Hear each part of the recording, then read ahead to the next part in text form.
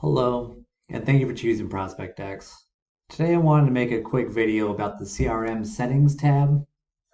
I'll just let you know I have it open in a separate window, but if you need to get to it, it's from CRM Settings on the right side.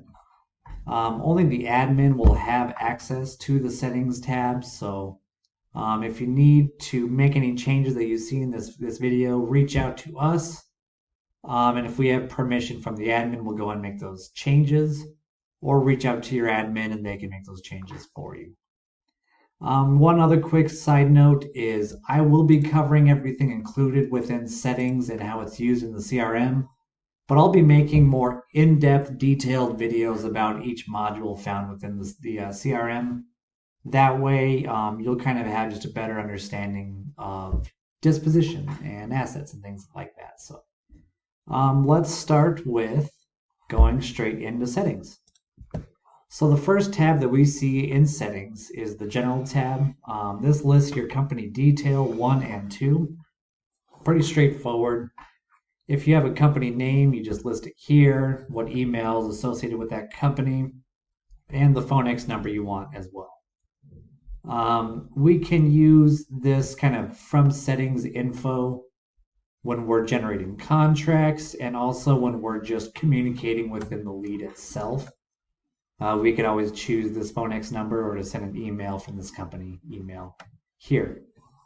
And I'll kind of show you how that all works as we progress. But first, let's go to the contact attempt. So right here is your predefined, your pre-built messages on ones you can kind of just easily send out to a seller lead that you just got done talking to. You could change these however you need. You could remove the ones that are here. You could always add more from the top right hand corner, and of course use these tags like we do throughout the system to include any pertinent information on the message that you send. So we have the contact attempt, we have offer attempt, and submitted offers. So let's focus on these two, and I will show you how we actually send those. So let's come back over to here. Let's come into seller leads. I'll come into a seller lead, and let's look at contact attempt first. So I'll make a phone call. I'll generate that call, allow my microphone. Let's say I answered this call. I had a conversation with this seller lead. After that call has been completed, this window will now pop up. I could choose call attempt, contacted, or offer attempt. So call attempt would be call attempt right here. We have an email body and an SMS body. You'll be able to choose if you want to send the email or the SMS. So let's say I chose call attempt. I could choose the SMS, email, both, or don't send. So if I chose send SMS only, it'll say, okay, you want to send call attempt 1, which would be this one here, and the SMS information there, which you actually see it listed. I could do Megan text to leads, which looks like it would be this one here. So that kind of just gives you a visual of what these actually are. Let's say I wanted to instead just do the contacted one. Well, I could choose SMS or email or both, but it'll be this first one here. And the offer attempts, of course, the same exact thing. If I had made an offer, I can just send them a quick note after we wrap up the conversation. The submitted offers, that's just one that instead of being done in seller lead, we do that within dispositions. So we have properties that we're marketing and people are making offers on these properties. So when we're ready to communicate with the buyers that have actually made offers, we'll go into the disposition that we're looking at. We'll go to marketing and then we'll look at the submitted offers, right? So we have them all listed here. And if need be, I could go ahead and send them the best and highest, the pending, or the sold. And those are all the pre-built that we have here. So we have the best and highest. We have an email and SMS template for the best and highest. We have pending, email and SMS as well. and sold email and SMS. So that's how you would actually send off those pre-configured emails or SMSs that you have within the CRM settings. And those are actually really convenient to just do quick and easy communication from you and the seller lead or you and a potential buyer. Let's kind of keep working down the line here. We'll come up to another very important tab. This is the contracts tab. Sorry about that. We have two contracts that come with the system. We have a purchase contract, which you can see here, and we also have an assignment contract that you can see here as well. If need be, you can always drag and drop your own custom contract. It'll overwrite what is found here by default. So I always just recommend, if you want to keep this contract that we personally use as a company, just as a document, just highlight it, copy and paste it into a Word doc. You will have that on the side whenever that you could then kind of upload and send as a custom contract, or you could come back in and upload it as your default contract. You could also choose what is being read in the purchase email body itself. So the contract will be attached to an email. This will be the wording that you want included in the email itself and the email subject line here. You'll see for the assignment, you virtually have the same exact stuff. Assignment contract email subject, you have the body and the assignment contract. You can choose who the signer name is and the signer email as well. So if you have any questions, that's going to be kind of where those are going to be answered at.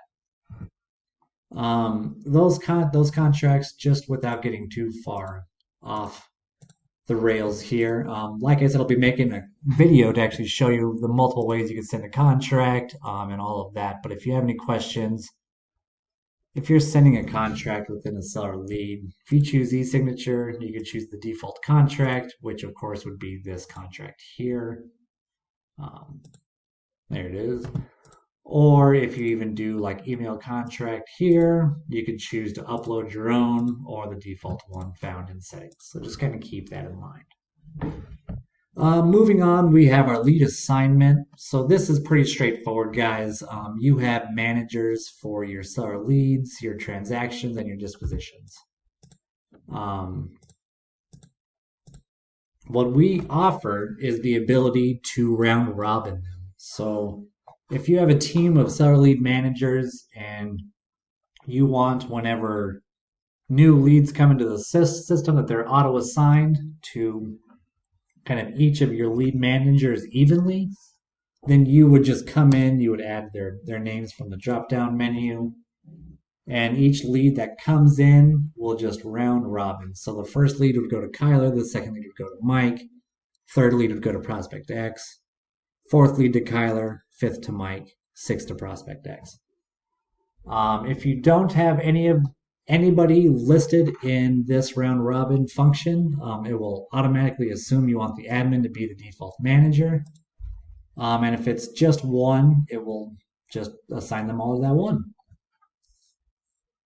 We also have this new feature called Advanced Lead Assignment. Let's say you have a seller lead and they have 1,000 leads assigned to them, but you want to reassign those to maybe some other users.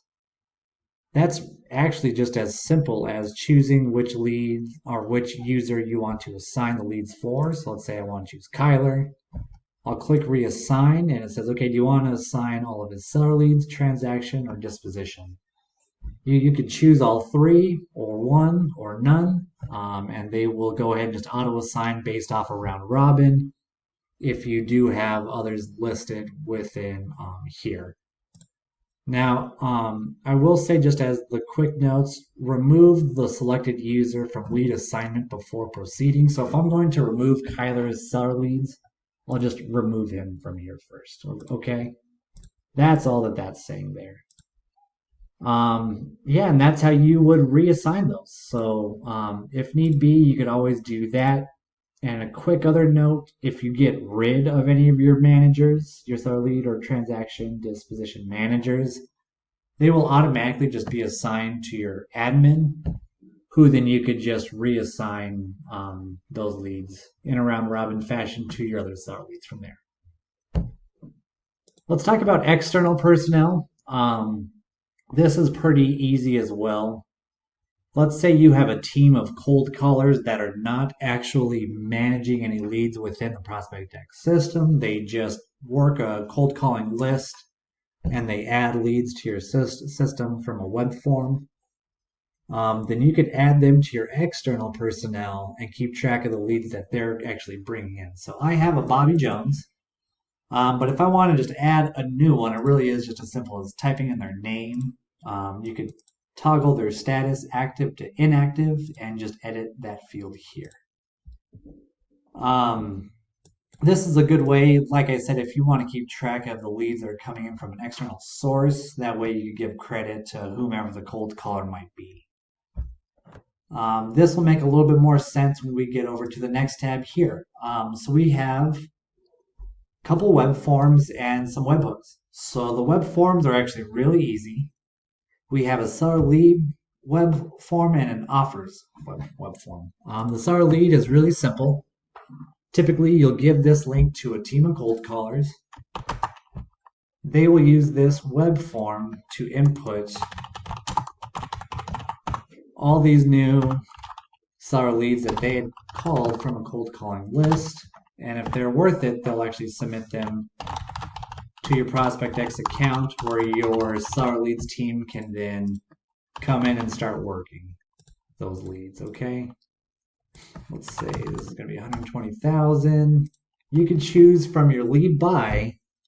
Do you want to auto assign this? Sorry, do you want to manually assign this to a lead manager? If you don't choose any, it'll just be blank and that's fine. Or do you want to just give the credit to that external personnel, the one who actually created this lead? So that's how you would do it there. They would submit it. They come back in. The next time that you log on, you'll see a brand new lead for you, tested leader, and you could work that lead from there, okay? You also have an offers link. That's going to be for when you're working in disposition. When you need people to submit offers, you give them that link. They select the property that they want.